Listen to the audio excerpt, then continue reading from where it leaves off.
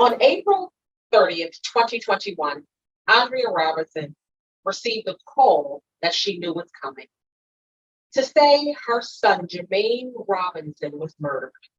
Jermaine was shot 7 times above the neck, and he was only 29 years old. I had the pleasure of meeting with Andrea and her mother, and I provided services to both of them on the day her son was murdered. Andrea said to me, Miss Nelson, I was that mother that raised her son to be a thug. I was floored, not passing judgment. The main reason for me asking Andrea to share her story is to provide some insight to law enforcement, community members, religious leaders, so we can figure out how we can stop the gun violence in the city of Philadelphia. Andrea, her heart is broken, and she found out a lot of things about her son through his rap music, and his nickname was Shooter. Many times meetings are taking place and we have the wrong people at the table, again, to figure out how we can stop the gun violence in the city of Philadelphia. Andrea is the author of the book called Mothers of Track Boys. She wrote this book before her son was murdered. Andrea, I want to thank you so much for your willingness to share your story. Now, as an adult, you became a Christian and you did what you thought and knew was right. At some point, you met a gentleman and he was from the streets. And dating that young man, you stopped going to church and you adopted his way of living, correct? Yes. At the age of 12, I gave my life over to Christ, and I didn't meet his father until I was around 15 years old. And that's when I chose to adopt to his ways. Now, his ways of living was to we call them stick up ways. Okay. They used to rob the drug dealers and ride around with stolen cars. So yes, that's the life that he was living. And that's the life I came in contact with after leaving the church. Okay. Now, how soon after you dating this young man did you have children with him? Okay, so I gave birth to our first child at the age of 16. Okay. Then I had our second child at the age of 17, and she passed away. She only lived to be a year old one day old because of complications. And then we had our final child together at the age of 19. And I remember my mom asking me, is that all you know how to do is make babies? Okay. So now you have 2 sons. Yes. And at what age did you plant in your son's mind, listen, pull your pants down and show your boxers? If someone does anything to you, you take them out. You do what you need to do. How old were your 2 sons? And your son, unfortunately, the one who lost his life, he was of one of those sons, correct? Correct. Okay, so my sons are 2 years apart. So Jermaine was getting ready to start kindergarten. Okay, so Jermaine was 5 and Jalil was 3 years old. Back in the 90s, if you wasn't going to church, we gave that platform to the rappers, and they became our preachers and our ministers. And in that era, we had DMX and Tupac and Jay-Z, and they had these type of images that at that time was considered, living that best life, the thug life, So I remember at the age of 5, me telling my son, okay, it's time for you to go into boxers. We making you now a boxer boy. And I remember him feeling so uncomfortable because I wanted him to take a picture showing his boxers with his hands over his belly, with his pants pulled down. And I remember him pulling them up and me chastising him because of it.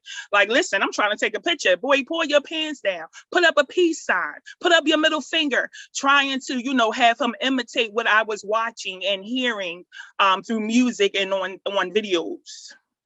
And Jermaine was 5. And at the time, Jermaine was 5. Yes. Wow. Okay.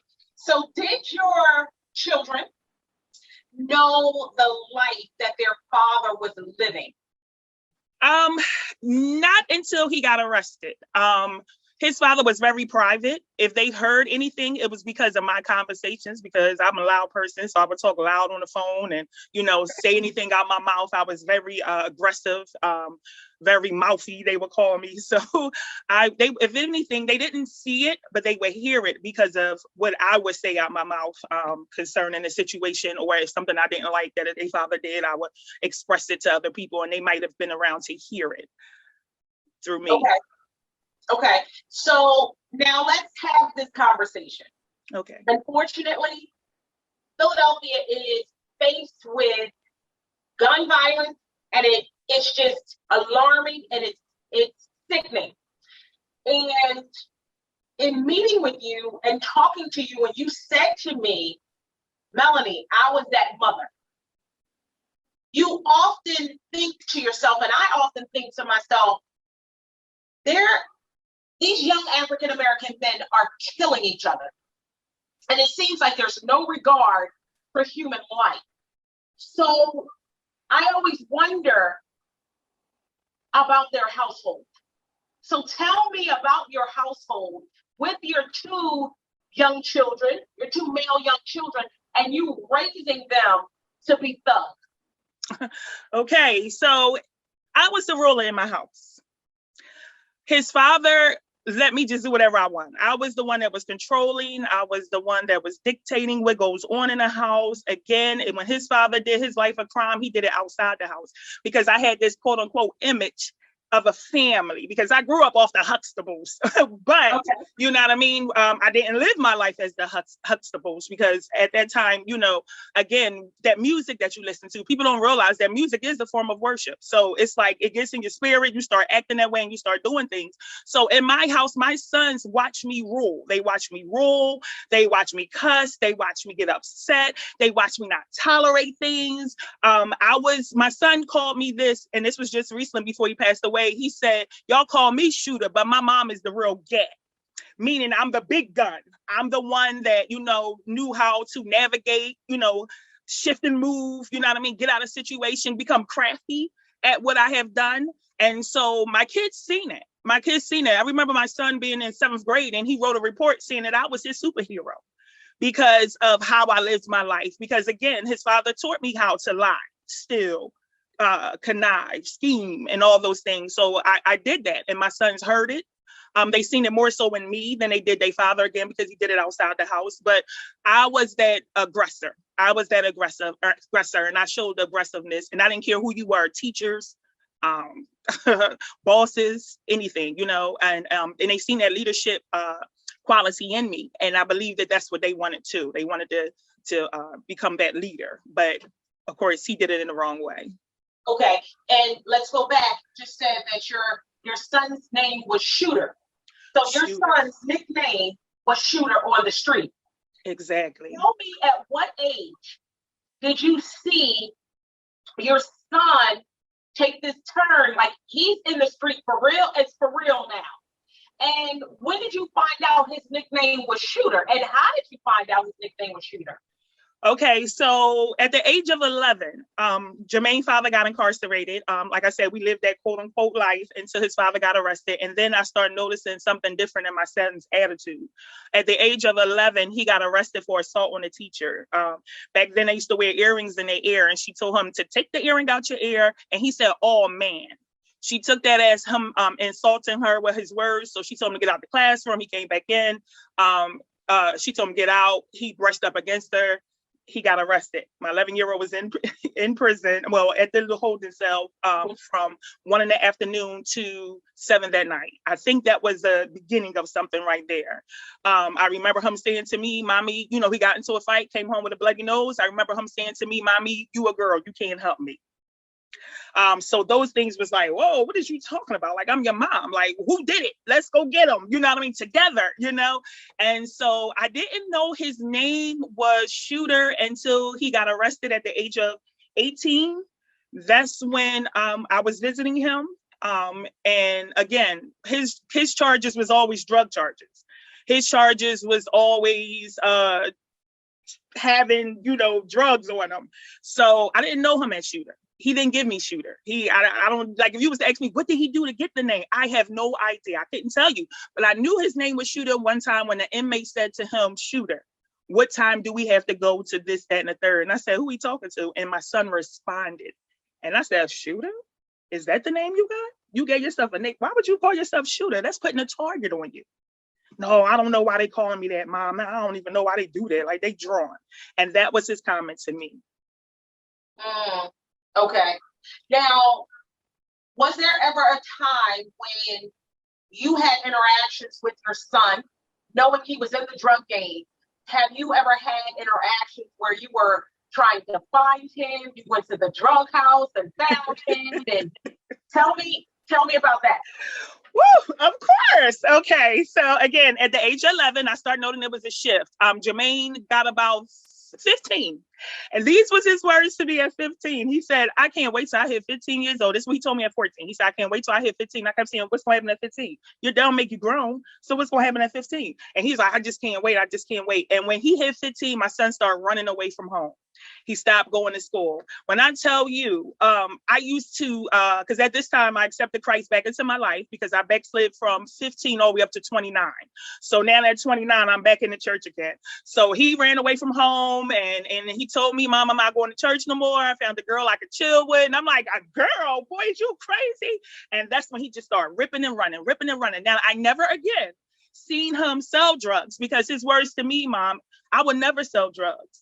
Because drug dealers, they spend too much time asking somebody for money and then they only get them $5 for one thing. Like, to me, that is crazy. But what he didn't tell me was, I'm going to be the distributor and I'm going to be the one to control the block and I'm going to be the one to pick and choose who can work for me. He became the boss. And so what happened was I found out that Jermaine would be on certain corners and I would pull up on certain corners and they'd be like, Jermaine, your mom, or Maine, your mom. And then he'll take off running. And then I can't catch him. So guess what I would do? I would stand right there with the drug dealers. And I said, well, listen, guess what? My son know the right way to go. And here's the problem is y'all. You know what I mean? Because now I'm at that stage in my life where I know where my mistakes is at. I know where I messed up at. And so now I'm seeing him actually living out with the seed that I had helped plant in him. I'm like, I'm not liking this because now he's going to prison and now I can't see my child and now he's getting put in a hole and now this, and it was getting too much for me. And so at that point, I started chasing him down. I remember one time driving down the street, he ran and I grabbed his friend and put his friend in the car and said, now you can't go with him. And I remember another episode where I walked up on him and he's on the porch smoking marijuana and I'm sneaking up the steps with a stick in my hand because I'm going to bust him upside his head. Like, what are you doing, son? You're ruining your life. And he jumps over the banister. And now I'm up the steps, but he's down here. And I'm like, what in the world? Now his friend just standing there like, and I'm like, do your mother know you smoking marijuana? So now, they start calling me Mom Dukes because they know I was going to put pictures up when my son ran away from home at 15 and 16 years old. I was going to put pictures up saying missing. And so I would post them in stores and I would post them on polls and they would laugh like, oh, your mom crazy dog, your mom crazy dog. But I did have a young man that said, I wish I had a mom like her. That would chase me down and try to get me off the street. And I don't know, my son at that point, I guess it was too late. Now, did you ever have an interaction with him and saying, look, Jermaine, this is not the way I want you to live? And did he ever say, Mom, you raised me like this, so what do you want me to do? No, he never said that to me, but guess where I heard it at? In his raps.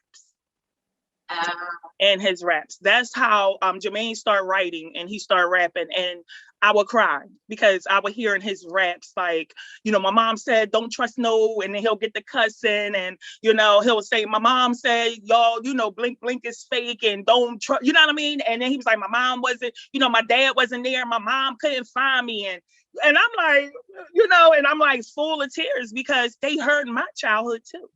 Because at the age of 15, I rebelled. And at the age of 15, I did what, I thought what I wanted to do. And so I just was telling my youngest son, like, I think Jermaine was following in my footsteps because when I left the church at 15, he left the church at 15. When I transitioned and gave my life back to Christ, he transitioned and lost his life. And I said, something is crazy here. You know what I mean? And I said, it's getting real deep. But no, he never told me, Mom, I'm glad. Okay. Thank you, Lord, for bringing that back to remembrance. He did. At the age of 18, he left my house at 15. He moved in with a young lady, and he said these words to me because he kept coming in my house and getting clothes out that didn't belong to him, because I guess he was struggling over at his kid's mother's house because he had a child at 18. And I remember, like, what is you doing? You cannot keep taking your brother's stuff. You decided to leave. You think you want your grown man. This is, this is what grown men do. They provide and they take care of their stuff. You need to get a job and you need to do this. And I remember him getting up in my face and he said, I did not ask to be here. You brought me into this world. So you are the one that's supposed to take care of me. And I remember leaning back and reaching out and touching him. And he ran out the house. He kicked my door open, and then I didn't see him for a couple of days. Now, so there was this years of transition, and you see all of this. Did you ever reach out for help for your son and receive help? Okay, so when Jermaine had got the assault on the teacher at the age of 11, they set him up in programs. He had to go through therapy. They diagnosed Jermaine with ADHD.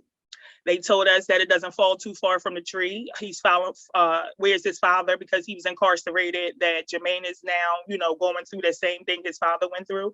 Of course, me being the mother in denial, I thought a good old fashioned, beating would be the reason to get him back in order, which, as we see, all it did is tell him I ain't gonna hit my kids when they get older, when I have my children. So there was resources there. He went to a disciplinary school, but the disciplinary school caused him to act even worse. As when he left the disciplinary school, he went there from 6th grade all the way up to 8th, I believe it was. And he told me after a while, Mom, I was running that school. It got to the point teachers was telling me, Jermaine, get him. Because at that point, he got chased home from school one time. And me and my sister grabbed boxing gloves and taught him how to fight real fast. And then from that point on, he started fighting everything that was moving. And he said the teachers would give him permission at the school to lay hands on anybody that got out of line for them. And I mean, it's just so now we have you who has planted the seed. You do what you need to do, but then we have some teachers that are saying, listen, do what you have to do. So he's thinking that this is the right thing to do. Now, your son was shot 7 times above the neck. I was with you when you saw the pictures from the medical examiner's office, and you were just saying, this is my baby. So you received calls from his friends, and they asked you to ride the casket down the block because he was a legend, and his nickname was Shooter. And I remember you saying to me, okay, so this was your legend? Yes. Look at your legend. Look at your legend. Oh my. The shooter. He is not. But how do we, and there's so many questions. What do we do? How do we do it? How do we decrease the gun violence in the city of Philadelphia? Exactly. But you have these young men that are honoring your son, nicknamed Shooter, and this is the way they live. And I used to do programs in schools. I won't say which schools, but they would tell me, Miss Nelson, you're either going to be the predator or the prey. Come on. They're not scared to die young. That's scary to me.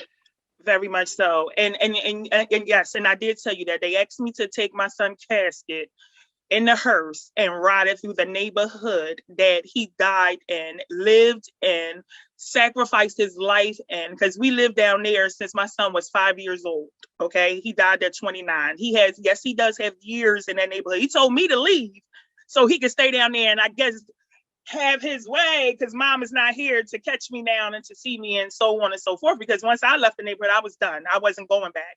And so, yes, they looked up to him as a legend. And I think that's ludicrous. I think it's crazy. I mean, you, for real, this was your icon. He died. Look how he died. Somebody snuck up on him and shot him in his face and in the top of his head. And that was your legend. You understand? And y'all put him on that pedestal. Y'all gave him this title. and y'all thought he can protect you and he's human like the rest of us. And guess what? Now my son is dead because of this quote unquote title that y'all gave him that I didn't even condone. They had a memorial. People was upset that I did not show up. I am not coming down there to celebrate no killer. Because to me, if you a shooter, that means you a murderer somewhere along the line, or you're not afraid to take somebody else's life. And my son did die with a weapon beside him, okay? So either he would have spent life in jail or he would have been dead. And I don't think my son could handle prison because he never could. He couldn't handle punishments, let alone sit in jail all his life. And so now they have this new saying that I don't agree with, and my son is 27. He's trying to go along with the flow called for sure world, because they know I don't accept the name shooter. So they want to say for sure world, meaning the rapper, the artist name for sure. But guess what? For sure talked about killing. He talked about putting tags on people's toes.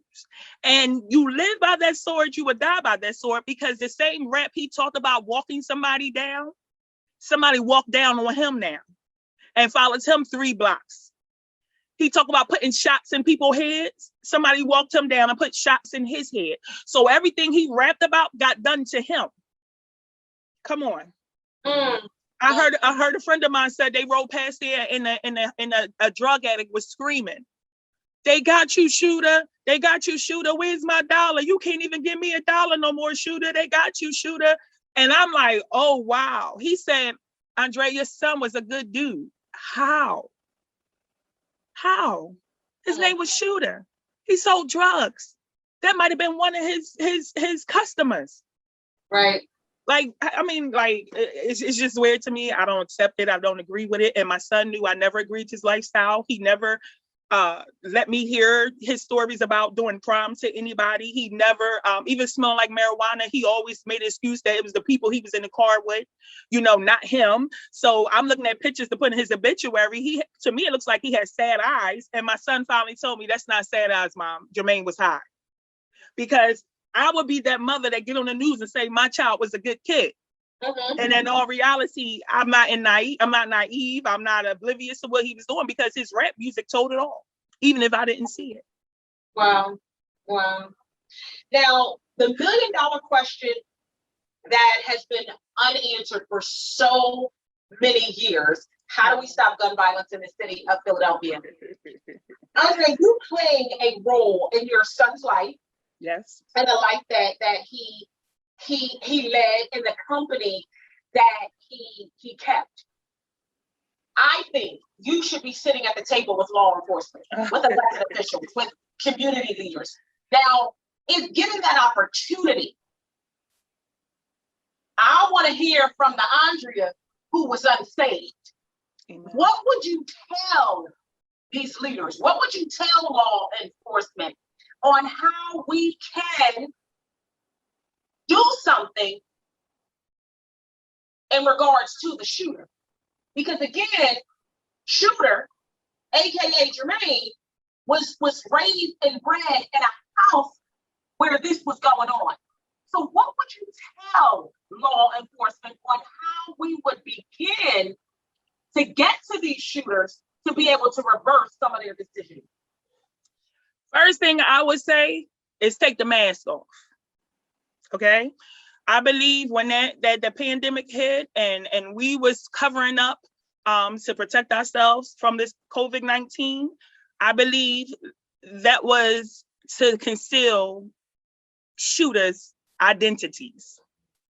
Okay. So my first thing was we got to get rid of this mask, because we are helping these murderers cover themselves up. And I know my sons, 2 of them, will put that mask on thinking nobody knew who they were no more. And then 2, let's go ahead and deploy them National Guards. Now, you put them on the streets to protect buildings, but we need them to get on them streets to protect these lives. And so I honestly believe that the murder rate then upgraded. It's time for us to upgrade. Do you understand what I'm saying? They don't have no respect for police officers anymore. Okay, they lost all respect for them. So they could care. They'll kill them too if they have to. But I noticed they got more respect for National Guards. They have more respect for those that's in the Army. You understand what I'm saying? So I think it's time for us to upgrade and just like the world upgrade. When the devil turn up, we need to turn up too. You understand what I'm saying? But that's in the natural. But in the spiritual, This Bible prophecy is getting fulfilled. People's hearts are waxed cold. There's no love anymore. People don't have value for life anymore. Okay, so when you got people that don't have respect and don't value lives and not afraid of dying, because I just told my son a week before his death, what are you going to do? And are you ready to stand before Almighty God if you leave this earth? And you know what he said to me? Mom, if it's going to happen, it's going to happen. And that's the mindset of those boys that are entangled in these streets. They have no value for life. You know why? Because they think there is no hope. How do we touch those young men and young women who are of the streets, but their mom and their dad and their uncles live that life? How would someone be able to touch you?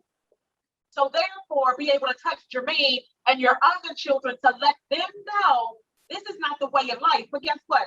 My dad is incarcerated for being a stick-up kid, and my mom is hardcore. How do we touch those kids, but mom and dad is of that life?